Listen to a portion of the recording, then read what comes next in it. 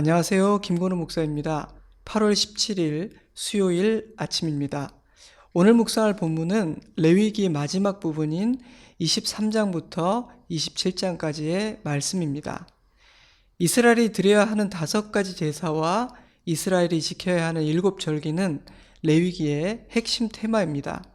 때문에 레위기는 1장부터 7장까지 번제, 소제, 화목제, 속죄제, 속건제 이렇게 5가지 제사를 자세히 다루며 시작되었고요.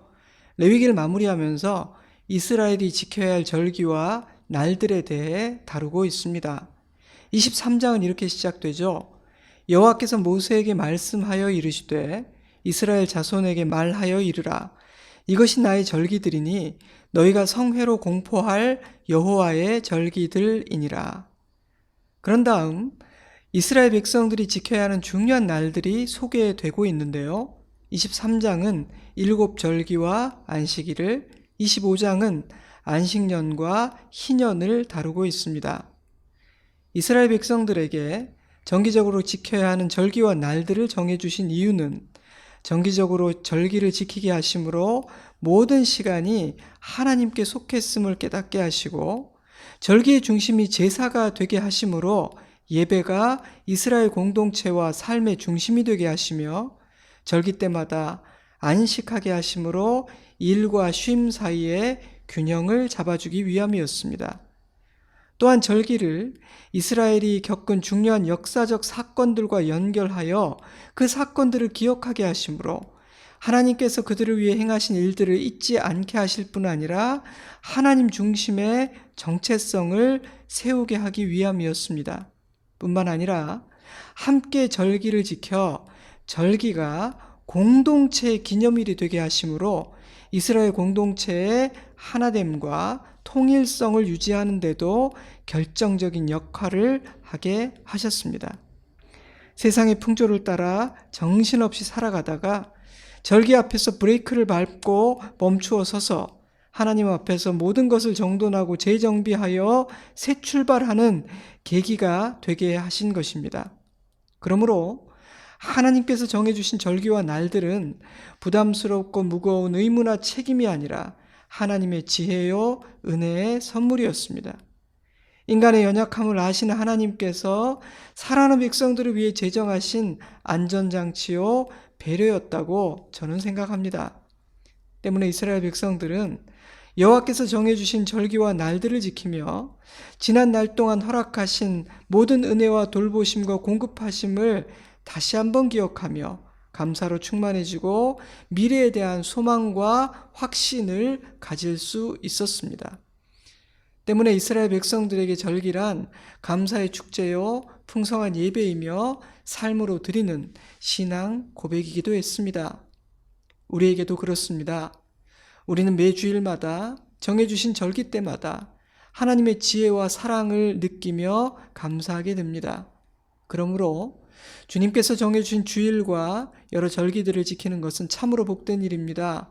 또한 지혜로운 일이고요. 레위기는 7절기에 대해 논하기 전에 먼저 안식일에 대해 선포합니다. 23장 3절 엿새 동안은 일할 것이요 7째 날은 쉴 안식일이니 성회의 날이라.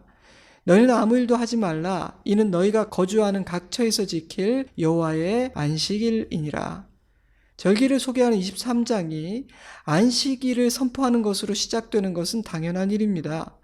안식일은 모든 절기의 중심일 뿐 아니라 이스라엘 공동체와 삶의 중심이 되는 날이기 때문입니다. 엿새 동안 일하고 7째 날 하루는 온전히 안식하라. 그날은 예배의 날이다. 레위기는 안식일의 뿌리를 창세기 1장에 기록되어 있는 하나님의 창조 사역과 연결시킵니다. 그리고 그 안식일의 정신은 오늘의 주일로 이어집니다. 이 날에는 자신의 생명과 삶을 위한 모든 일을 중단하고 하나님께 예배드리며 안식하라고 말씀하셨습니다. 어쩔 수 없이 해야만 했던 세상 일들과 모든 염려와 두려움과 불안을 내려놓고 하나님 안에서 안식하며 평안을 누리는 날, 의도적으로, 의식적으로 그렇게 사는 하루가 하나님께서 정해주신 안식일이었습니다. 그러므로 안식일은 비록 이 땅에서 살아가고 있지만 이 땅의 법과 질서, 바벨론과 애굽의 가치관과 삶을 잠시 벗어나 온전히 하나님 나라의 백성으로 하나님의 백성답게 사는 날입니다. 모든 것이 하나님의 손에 있음을 믿고 온전히 맡기는 신앙 고백의 날이며 수고하고 무거운 짐을 벗고 하나님 안에서 안식하는 샬롬과 평화의 날입니다. 안식일에는 모든 다툼과 전쟁을 그쳐야 하며 안식일과 미움, 다툼, 갈등은 전혀 어울리지 않기 때문에 사랑 안에서 하나가 되고 감사로 충만한 평화의 날로 보내라고 말씀하십니다. 그러므로 이날의 핵심은 아무것도 하지 않는 것에 있는 것이 아니라 예배를 드리는 날이라는 것과 아버지의 품 안에서 샬롬을 누리고 하나됨을 이루는 그런 날이라는 초점에 있습니다. 이러한 안식일의 정신은 그리스도의 십자가를 통해 새로워지고 풍성해집니다. 그리고 우리가 지키는 주일로 이어지게 됩니다. 사랑하는 성도 여러분, 우리는 그리스도께서 자신의 피로 완성하신 이 안식일의 은혜를 풍성히 누리며 살아가고 있습니까? 주의 날을 주의 날답게 지키고 있다고 생각하십니까? 23장 4절부터 7절기에 대한 말씀이 주어지는데요. 이스라엘의 절기와 날들은 완전수라고 부르는 거룩한 숫자 7을 중심으로 제정되어 있습니다. 일단 절기 자체가 7이고요. 매 7일째 되는 날은 안식일이며 매 7년째 되는 해는 한 해 동안 땅을 쉬게 하는 안식년입니다. 그리고 7년씩 7번이 지나 50년째 되는 해는 희년이죠. 7절기들 역시 7일이라는 사이클을 중심으로 배치되어 있고요. 오늘날의 9월에서 10월경인 이스라엘의 7번째 달 티스리월은 가장 거룩한 달인데 나팔절, 속죄일, 초막절 이렇게 3개의 절기가 이 7번째 달에 포진되어 있습니다. 장막절은 7일간 지속되었고 8일째 되는 날 성회를 열었습니다. 모든 절기와 날들에 있어서 이 숫자 7이 굉장히 중요한 것이죠. 7절기는 유월절, 무교절, 초실절, 칠칠절, 나팔절, 속죄일, 초막절입니다. 자세히 설명드릴 시간은 없고요. 간략하게 설명해 드리도록 하겠습니다. 유월절과 무교절은 함께 연결된 절기로서 출애굽 사건을 기념하는 날입니다. 이스라엘에게 있어서 독립기념일과 같은 날이라고 말할 수도 있겠습니다. 유월절은 열 재앙 중 마지막 재앙인 장자의 죽음이 있었던 그날 어린 양을 잡아 문설주에 그 피를 바름으로 죽음이 지나갔던 날, 패스오버 했던 날입니다. 신약 성경은 예수님이 유월절에 어린 양이라고 선언하고 있습니다. 그러므로 유월절은 십자가를 묵상하고 찬양하는 날이기도 하죠. 무교절은 유월절 다음 날 시작되고 7일 동안 진행되었는데요. 출애굽 당시 누룩을 발효시킬 시간도 없이 급히 출발해야 했기 때문에 무교병을 먹었던 것처럼 그 7일 동안 누룩을 넣지 않은 무교병을 먹어야 했습니다. 초실절은 봄에 보리 수확을 시작하면서 거둔 첫 곡식을 드리는 날입니다. 이스라엘 백성들은 출애굽 후 광야에서 지금 이 레위기 말씀을 받고 있는데요. 약속의 땅에 들어가 거두게 될 첫 수확을 드리는 첫 번째 초실절은 감동 그 자체였을 겁니다. 하지만 인간은 그것이 무엇이든 반복되면 반복될수록 쉽게 매너리즘에 빠지게 되죠. 때문에 아마도 초실절의 정신은 점점 희석되어 가지 않았을까 생각됩니다. 절기의 정신이 희미해질수록 이스라엘의 기초도 나약해져 갔을 것입니다. 초실절은 모든 것이 하나님으로부터 왔음을 인정하고 감사할 뿐 아니라 이제 시작될 완전하고 더 풍성한 추수를 믿음으로 기대하는 시작의 절기입니다. 우리 역시 초실절의 정신을 지켜야만 하겠습니다. 그런가 하면 칠칠절은 첫 곡식을 드린 후 7번의 안식일을 보내고 50일째 되는 날 지키는 절기입니다. 50번째 날이라 해서 오순절이라고 부르기도 하고요. 보리와 밀을 추수하는 시즌이라 해서 맥추절이라고 부르기도 합니다. 초실절에 첫 수확을 드리며 감사의 제사를 드렸고, 그로부터 50일 뒤 추수를 끝내고 마무리하는 시점에서 다시 한번 이 모든 것을 허락하신 하나님께 감사의 제사를 드린 것입니다. 첫 열매, 그 시작도 주님의 은혜로, 추수의 과정과 그 끝, 마무리도 주님의 은혜로 라는 신앙 고백을 하는 절기인 것입니다. 저는 시작의 절기인 초시절과 추수를 마무리하는 절기인 칠칠절을 오늘에도, 그 정신은 오늘에도 필요하다고 생각합니다. 이 칠칠절을 마지막으로 4월부터 6월까지 이어진 봄철의 절기는 막을 내립니다. 가을이 올 때까지 약 4개월 동안은 절기가 없어요. 아까 언급했지만 이스라엘의 종교력에서 가장 중요한 날은 7번째 달입니다. 오늘날의 달력으로는 9월에서 10월경인데요. 가을이 시작되는 시기이고 중요한 절기가 3개씩이나 포진된 달이죠. 7번째 첫 번째 날은 나팔을 불어 중요한 달이 시작되었음을 알리는 나팔절로 포문을 엽니다. 그리고 나팔절 9일 뒤에 속죄일을 지키죠. 레위기 16장에서 다루었던 속죄일은 이스라엘의 모든 죄와 부정함을 씻어 정결하게 하고 새롭게 출발할 수 있게 되는 매우 중요한 날이었습니다. 이 속죄일은 예수 그리스도의 십자가의 복음으로 완성되었습니다. 우리는 그리스도의 피에 힘입어 보좌 앞으로 나아갈 수 있게 되었고 믿음으로 담대하게 새 삶을 살 수 있습니다. 나팔절을 지킨 후에 14일이 지나면 7번째 달 15일이 되는데 그날에는 초막절을 지켜야 합니다. 7일 동안 지키는 이 절기는 광야의 생활을 기념하고 기억하는 절기입니다.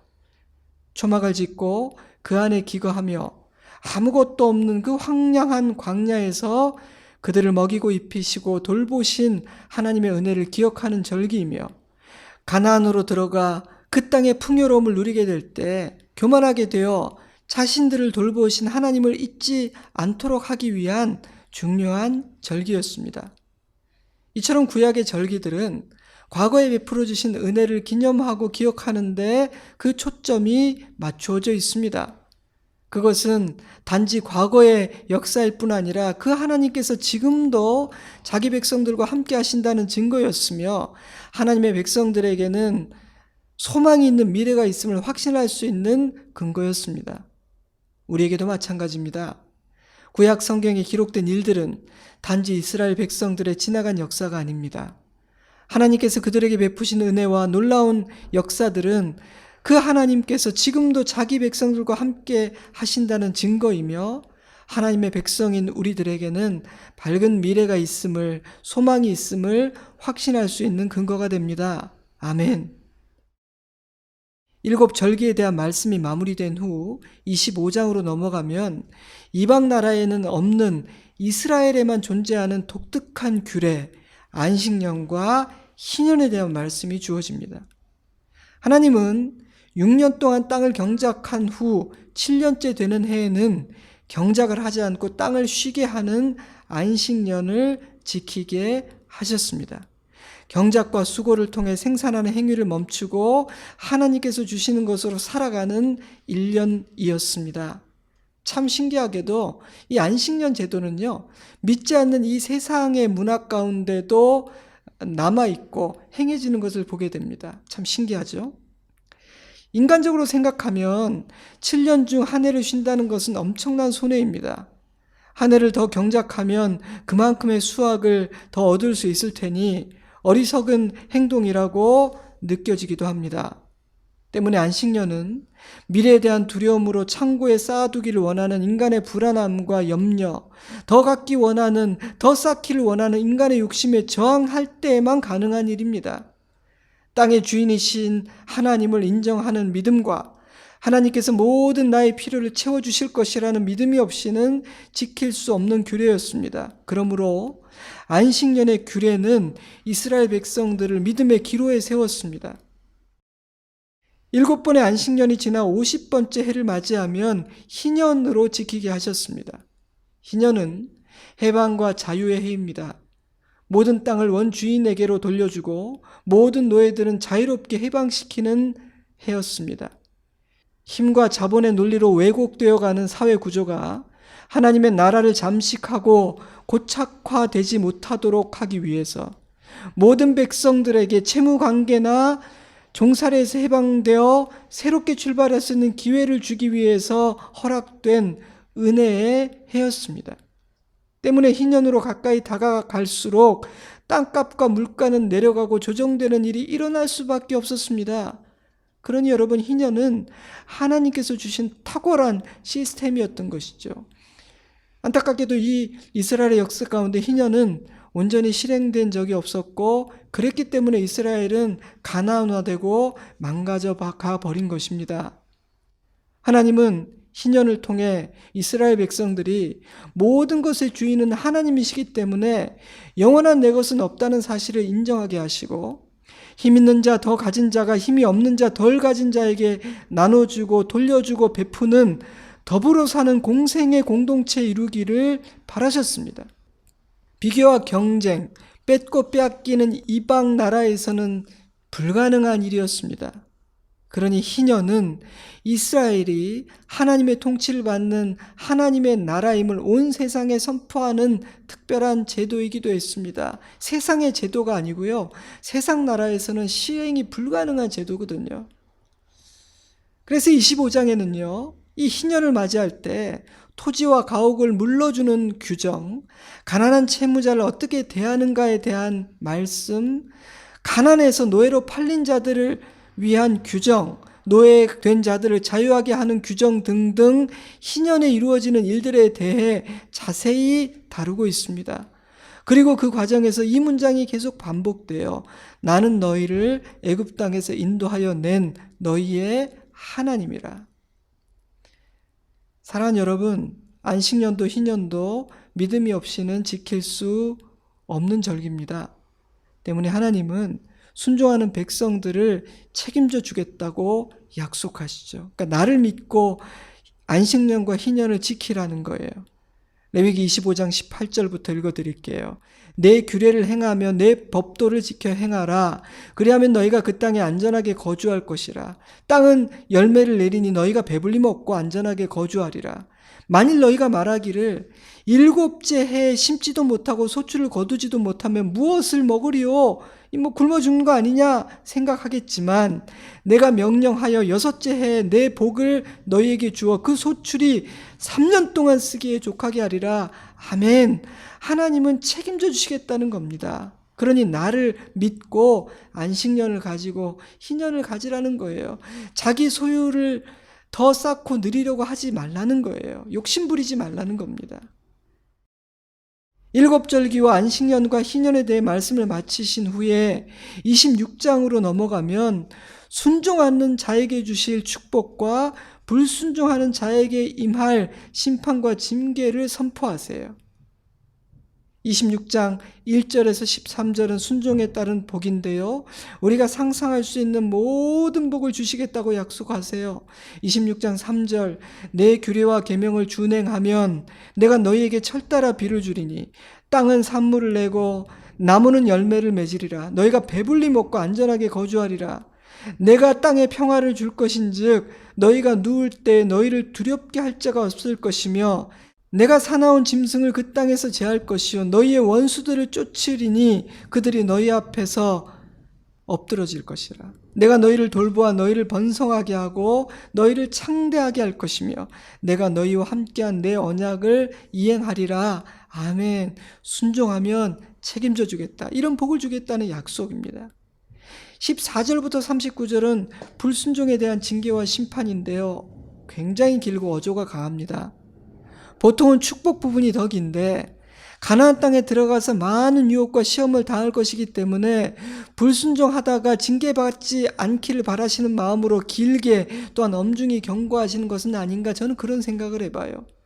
26장 14절, 그러나 너희가 내게 청종하지 아니하여 이 모든 명령을 준행하지 아니하며 내 규례를 멸시하며 마음에 내 법도를 싫어하여 내 모든 계명을 준행하지 아니하며 내 언약을 배반할진대 내가 이같이 너에게 행하리니 놀라운 재앙을 내가 너희에게 내려 폐병과 열병으로 눈이 어둡고 생명이 쇠약하게 할 것이요 너희가 파종한 것은 헛되리니 너희의 대적이 그것을 먹을 것이며 내가 너희를 칠 것이니 너희가 너희의 대적에게 패할 것이요 너희를 미워하는 자가 너희를 다스릴 것이며 너희는 쫓는 자가 없어도 도망다니는 삶을 살게 될 것이라.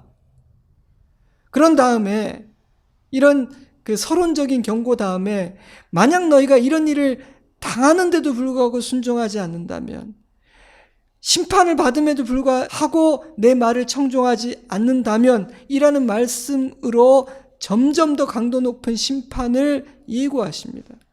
사랑하는 여러분, 순종하는 자에게 주어지는 복도 현실이지만 순종하지 않는 자에게 임할 심판도 현실이라는 사실을 잊어서는 안 되겠습니다. 하지만 26장은 그렇게 끝나지는 않습니다. 하나님은 회개하고 돌아오는 자들을 회복시키겠다고 약속하십니다. 26장 44절 내가 그들을 내버리지 아니하며 미워하지 아니하며 아주 멸하지 아니하고 그들과 맺은 내 언약을 폐하지 아니하리니 나는 여호와 그들의 하나님이 됨이니라. 그들의 조상과의 언약을 그들을 위하여 기억하리라. 나는 여호와이니라. 나는 너희의 하나님이니 어찌 너희를 버릴 수 있겠느냐. 너희를 위해서 내가 너희와 맺은 언약을 기억할 것이다. 그러니 회개하고 나에게 돌아오기만 하라. 하나님의 기본적인 마음은요, 그 정서는 자비예요. 구원하고 싶고 살리고 싶은 것입니다. 그럼에도 불구하고 심판받는다면 할 말이 없는 것이죠. 그런 다음 26장은 이런 말씀으로 끝나요. 26장 46절 이것은 여호와께서 시내산에서 자기와 이스라엘 자손 사이에 모세를 통하여 세운 규례와 법도와 율법이니라. 레위기 마지막 장인 27장에서는 하나님 앞에서 서원하는 일, 서원에 대한 규례들이 주어지고요. 그리고 10분의 1을 드리는 11조에 대한 규례로 마무리됩니다. 하나님은 이스라엘이 가진 모든 것의 주인이시지만 그 중에 하나를 떼어 바침으로 내 소유가 내 것이 아니라 주님의 것임을 인정하라고 말씀하시는 것입니다. 자, 이렇게 레위기는 끝이 납니다. 사실 굉장히 많은 주제들, 다루어야 될 주제들이 있는데요. 시간 관계상 제가 몇 가지만 추려서 짧게 다루었습니다. 특별히 오늘은 일곱절기와 안식년과 희년을 묵상했는데요. 더 깊이 공부해 볼 만한 중요하고 의미 있는 주제라고 저는 생각합니다. 전 절기에도 관심이 많고요. 안식년, 특히 이 희년에 대해서 굉장히 관심이 많아요. 희년은 정말 특별한 하나님 나라의 특별한 시스템이거든요. 여러분이 시간이 된다면 한번 묵상해 보시면 좋겠고 저도 나중에 시간이 된다면 이 주제만 한번 다루어 보면 좋겠습니다. 여러분 이제 잠시 기도하는 시간을 갖도록 하겠습니다. 휴가도 오고 가시고 또 무더위를 보내고 계실 텐데 건강하시기를 바랍니다. 저는 주일에 뵙겠습니다. 사랑합니다. 축복합니다. 샬롬.